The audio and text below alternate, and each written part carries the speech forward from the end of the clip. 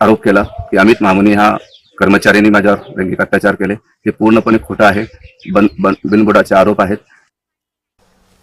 जन्म प्रमाणपत्रासंदर्भात महत्वाची बातमी सध्या समोर येते। जन्म प्रमाणपत्रावर लवकरच आईचं माहेरचं नावही येण्याची शक्यता आहे। महिलेचं सासर आणि माहेरचं नावही लिहा, औरंगाबाद खंडपीठाचे राज्य सरकारला हे निर्देश आहे। रुग्णाला जन्मलेल्या बालकाच्या जन्माची नोंदणी केल्यानंतर जन्म प्रमाणपत्र देताना त्यात बालकाच्या आईच्या लग्नापूर्वीचं आणि लग्नानंतरच्या नावाचा उल्लेख असावा, याबाबत हे निर्देश देण्यात आले।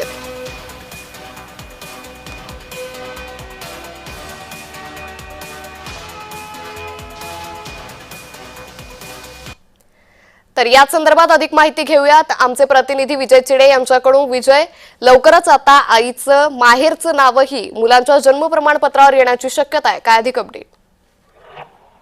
नक्कीच अंकिता, जर पाहिलं गेलं तर मुंबई उच्च न्यायालयाच्या औरंगाबाद खंडपीठाने हा आदेश दिलेला आहे। राज्य सरकारला आदेश काढलेले आहेत की ज्या बालकाचा जन्म झाला, बालकाचा जन्म झाल्यानंतर जे जन्म प्रमाणपत्र देण्यात येतं त्या जन्म प्रमाणपत्रामध्ये आईचं माहेरचं नाव देखील असणं आता गरजेचं असलं त्यामध्ये म्हणलेलं आहे। कारण एक 3 वर्षाच्या चिमुकलीचा पासपोर्ट काढण्यासाठी एक कुटुंब गेलं होतं, त्यानंतर त्या कुटुंबाला आईचं नावात फेरबदल आला, त्यामुळे त्या पासपोर्ट जो आहे तो रद्द करण्यात आला होता। आणि हे संबंधित कुटुंब जे आहेत ते औरंगाबाद खंडपीठात या संदर्भात त्यांनी दावा दाखल केला होता। त्यानंतर औरंगाबाद खंडपीठाने न्याय देताना या बाबतीत आईचं नाव देखील आता जन्मल्या बाळाच्या प्रमाणपत्रावरती असणं गरजेचं असल्याचं म्हणलं आहे। त्यामुळे आता यापुढे जे बालक आहे त्यांचा जन्म होईल त्यांच्या जन्म प्रमाणपत्रावरती जर पाहिलं गेलं तर आता आईचं माहेरचं नाव देखील त्यामध्ये असणार आहे। त्यामुळे आता पाहिलं गेलं तर आईचं देखील नाव जे आहे ते आता बाळाच्या जन्म प्रमाणपत्रावरती येणार आहे। अंकिता, निश्चित धन्यवाद विजय, आपण दिलेल्या या सविस्तर माहितीसाठी।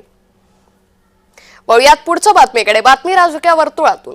विधानसभा अध्यक्ष राहुल नार्वेकरांना मंत्रिपदाचे स्वप्न पडतात। विधानसभा अध्यक्ष पदावर बसून नार्वेकर कंटाळले असल्याची चर्चा देखील सध्या जोर धरू लागलेली आहे। त्यामुळे